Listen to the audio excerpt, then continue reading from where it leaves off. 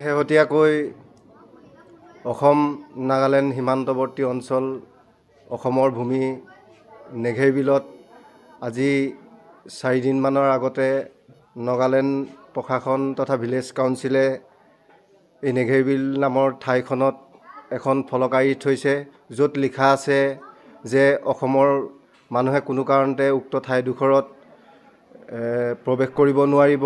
যদিহে প্ৰৱেশ কৰে বা খৰি কাটে বা বিভিন্ন ধৰণৰ গৰু চৰুৱা আদিকে কাৰ্য কৰিবলৈ গ'লে তেখেতসকলে 10,000 টকা জৰিমনা নিৰ্ধাৰণ কৰি দিছে। এতিয়া কথা হ'ল, অসমৰ ভূমিত নাগালেণ্ড প্ৰশাসনে কোনটো সাহসে আচলতে সেই ফলকখন আঁৰিবলৈ অধিকাৰটো পালে। আমি এই ক্ষেত্ৰত অসম চৰকাৰৰ গোলাঘাট জিলা প্ৰশাসনকেই পোনপ্ৰথমতে দায়ী বুলি ক'বলৈ গৈছোঁ। যিহেতু আজি 5 দিনমান উকলি যোৱাৰ পিছতো যে উক্ত ঠাইত এখন নাগালেণ্ড প্ৰশাসনে ভিলেজ কাউন্সিলৰ জৰিয়তে যিখন ফলক আঁৰি থৈছে, এই ফলকখন আঁতৰাই দিয়াৰ কোনো ব্যৱস্থা কৰিবলৈ দেখা পোৱা নগ'ল। এই ক্ষেত্ৰত জিলা প্ৰশাসন একেবাৰেই চকুমুটা কুলি ভাও ধৰি আছে।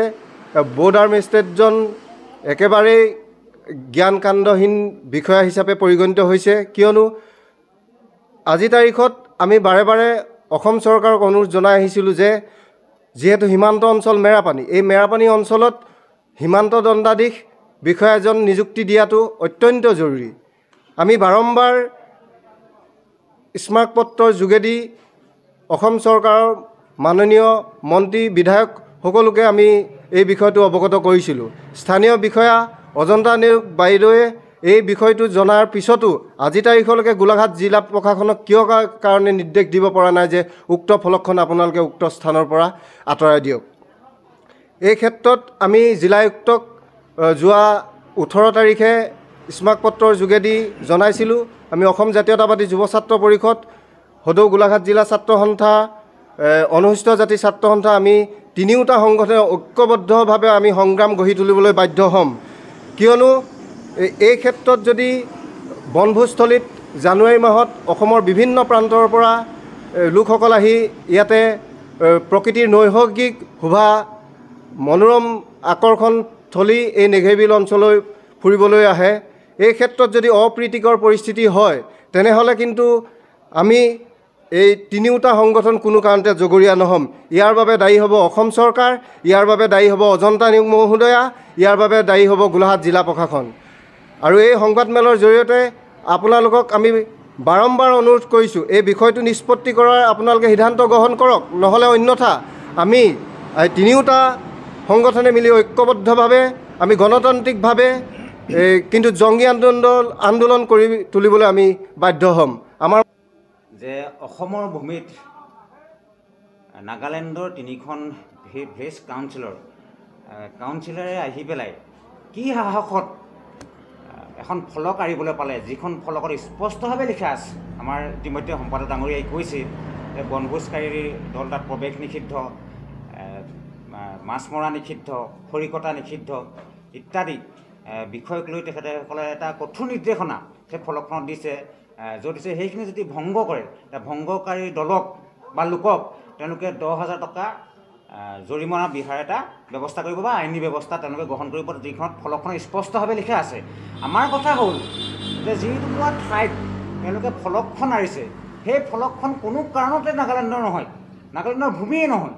যিহেতু 1925 চনত যিটো নগা জিলা আৰু অবিভক্ত শিৱসাগৰ জিলাৰ যি সীমা নিৰ্ধাৰণ কৰা হৈছিল, সেই সীমা নিৰ্ধাৰণ কৰোঁতে যিবিলাক মাইলৰ পোষ্ট পোতা আছিল, সেই পোষ্টবিলাক নাগালেণ্ডৰ একেবাৰে কাষত, মানে পাহাৰৰ কাষত পোতা আছে।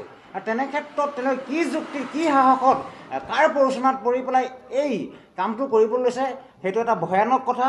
সময় থাকোঁতে গোলাঘাট জিলা প্ৰশাসনেই বা আমাৰ সীমান্ত দণ্ডাধীশগৰাকীয়ে যেতিয়া দৃঢ় পদক্ষেপ গ্ৰহণ নকৰে, তেতিয়া ইতিমধ্যে আমাৰ দুইজন বক্তাই কৈছে আমি যিকোনো ধৰণৰ জংগী আন্দোলন কাৰ্যসূচী ল'বলৈ বাধ্য থাকিম। আৰু এটা কথা আমি স্পষ্ট কৰি দিওঁ যে আমি বৰ্ডাৰ মেজিষ্ট্ৰেটক এই কাৰণে কাণ্ডজ্ঞানহীন বুলি কৈছোঁ যে তেখেতে যিদিনাখনি ফলকখন পুতিছিলে সেইদিনা আমাৰ সম্পাদক মহোদয়ে তেখেতক যোগাযোগ কৰিছিলে। যোগাযোগ কৰাৰ পাছত তেখেতে পাছবেলা আহিম ক'লে, সন্ধিয়া আহিছিলে বাৰু। সন্ধিয়া আহি পেলাই তেখেতে কৰিলে কি, আলোচনাৰ লগত গাঁওবুঢ়াৰ লগত আলোচনাত মিলিত হ'ল আৰু CRPF যিজন ছেক্টৰ কামাণ্ডেণ্ট তেখেতক দায়িত্ব পূৰ্ণ কৰিলে ফলকখন আঁতৰোৱাৰ।